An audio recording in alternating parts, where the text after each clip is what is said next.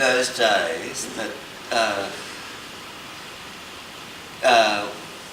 gay liberation has improved immensely since those days, but women's liberation has not achieved the same values or that progress, you know. And in those days I was a young communist, and I asked the Communist Party, well, why is it that all this progressive thing comes from America, who you all hate? It doesn't come from Australia, you know, and I'm confused by that, because it strikes me as still the same, that gay liberation has advanced in my lifetime enormously, but women's liberation to me strikes me as not have gone very far.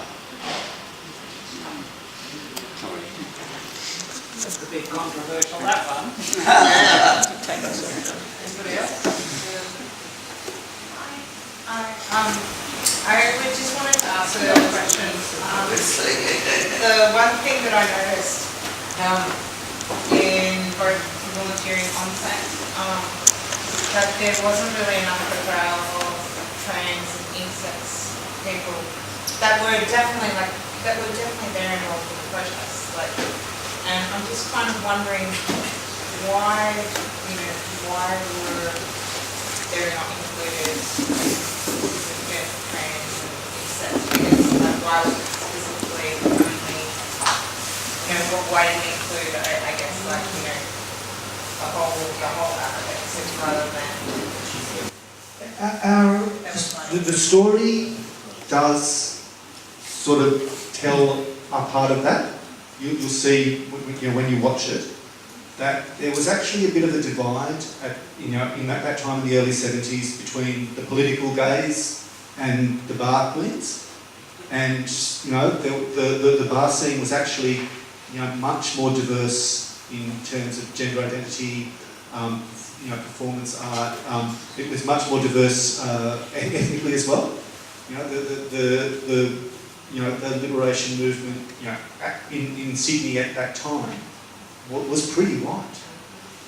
And so we've glanced at that, and we've told the story of how the divide between the political gays and the bar scene, which is represented by a transgender character, came together for the Mardi Gras, and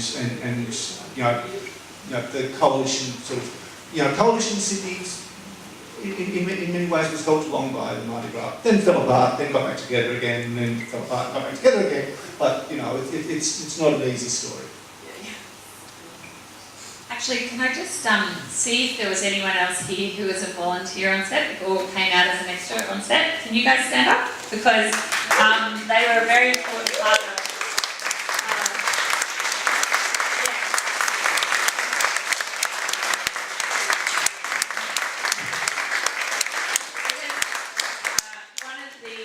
so much, because one of the things we realised when we started filming, we hoped we would just film the Mardi Gras sequences over 1 or 2 nights, and it became apparent with the curfews, thank you very much, we had to finish filming most nights by 11 p.m. So we had to film it over 5 or 6 nights, and people such as those that just stood up came out every night for that, and made the authenticity of that crowd go from Taylor Square to Hyde Park to King's Cross to, where...